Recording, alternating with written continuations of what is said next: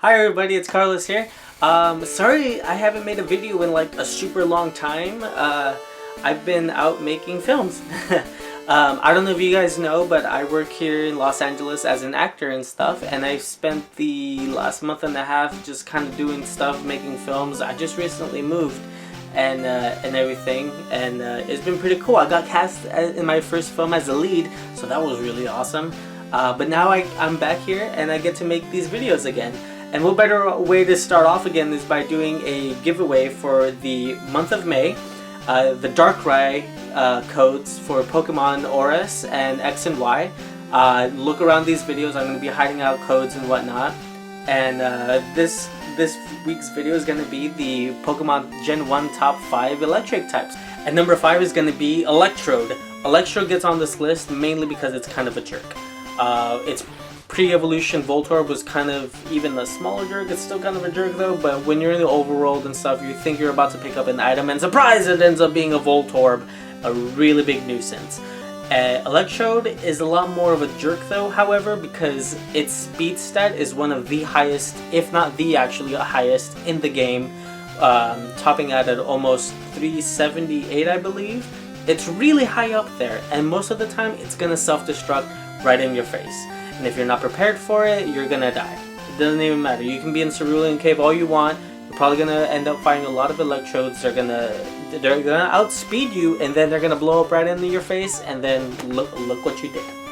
Look what you did, Electrode. I hope you're happy, and that's why you get number 5. All right, coming in at number 4 is gonna be Zapdos. Zapdos was the legendary flying type electric Pokemon. How badass was that? Okay, like just imagine when you were a kid again and you see this bird in the power plant and it turns out to be this electric flying bird with a sharp beak and everything and like static coming out of its wings and stuff. Like, it was so cool. It doesn't also hurt that Zapdos had a dual typing of flying and electric. It used to be that if your Pokemon was only electric, like Pikachu, Raichu, Voltorb, Electrode, Electabuzz, any of those with a single typing, that it wouldn't do anything against ground type.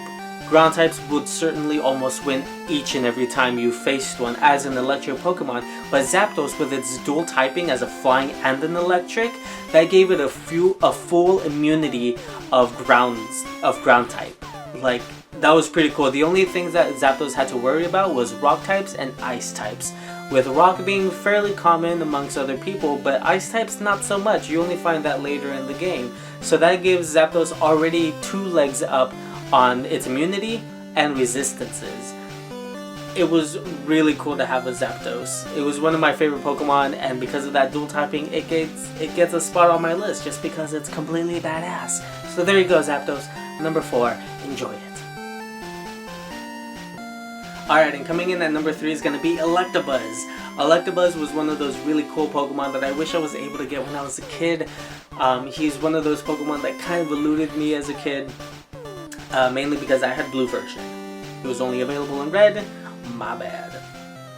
But Electabuzz was a very good, well-rounded Pokemon, having a pretty high attack, special, and speed stat, which put him in a pretty high tier for an electric type Pokemon. It's still only a single type, which gave it a full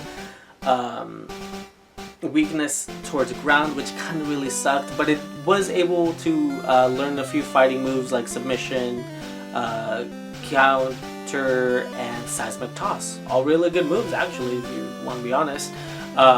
While learning also some pretty good electric type moves like Thunder Punch, which is my favorite. If an electric type doesn't know Thunder Punch, I wasn't really interested, to be honest. But Electabuzz also had a really cool storyline for the anime when he had that rivalry with Scyther. It was really cool actually to see these 2 rare Pokemon have kind of beef with each other. Electabuzz also has a great design, which was one of my favorite, and his cry in the anime was just kind of really cool that I imitated so many times. But besides that though, Electabuzz was kind of just there. He was a really strong Pokemon in Gen 1, but he kind of faded out in later games, and that's why until 4th Gen with Pearl and Platinum and Diamond, he gets a new evolution, but it wasn't really that great. its design was really kind of meh, so he gets number 3 because of that. Sorry, buddy. Alright, so these next 2 Pokemon, it was really hard to decide which one to be number 1, simply because I just love these Pokemon to death. They're the reason why they're 1 and 2, but they're so close to each other. Unfortunately, I have to give the number 2 spots to Raichu, though. Raichu is the evolution to the most famous Pokemon in the world, Pikachu. Raichu gets the number 2 spot simply because in most cases it's kind of an underwhelming Pokemon, but still a really cool badass Pokemon. Its entire demeanor in the anime was completely badass. Ash fighting Lieutenant Surge and having to decide whether or not he should make his Pikachu evolve into a Raichu just to be able to compete with Lieutenant Surge's Raichu was almost heartbreaking, really, because you knew Pikachu didn't want to, because he believed in himself enough that, you know, with enough training with Ash, he could overcome it. He doesn't need to evolve into a Raichu. Even though following the whole Pokemon mantra is that when you make a Pokemon evolve, it becomes stronger. And Lieutenant Surge's Raichu completely showed that to Ash's Raichu by just decimating him completely. Raichu, once it evolved in Gen 1, it couldn't really learn any more moves simply because of that evolution. However, though, if you were to train a Pikachu up to a certain level and learn all the electric moves, then you're solid, you're good. Raichu is awesome. It has pretty good round stats for attack, special, and speed, with speed being highest at about almost 300. Besides that though, Raichu, you my man, you are so cool, I love you, but there can only be number 1. One number 1. There can only be one number 1. Alright, and so my number 1 top pick for Gen 1 electric Pokemon is gonna have to go to Jolteon! Jolteon is a really badass Pokemon because he belongs to the Eevee family. He's a Pokemon that I wish I could just have as a pet. Like, oh, that'd be so cool. Although I'd probably get poked by his spikes all day and every day. It'd be totally worth it though. It might be paralyzed, but it would totally be worth it.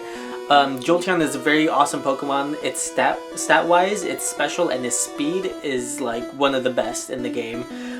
His design is just perfect for what you would imagine it to be. Jolteon is one of those Pokemon that I wish I was able to get more of, because I love the evolution line. Jolteon gains this number 1 spot simply because it has one of the best designs for a Pokemon. It makes sense as an evolutionary type. It still does have the full weakness to ground types, but besides that though, like, its speed will completely outmatch any ground type. It's special, also pretty good. It has a wide range of moves that it can learn, from Pin Missile being a bug type.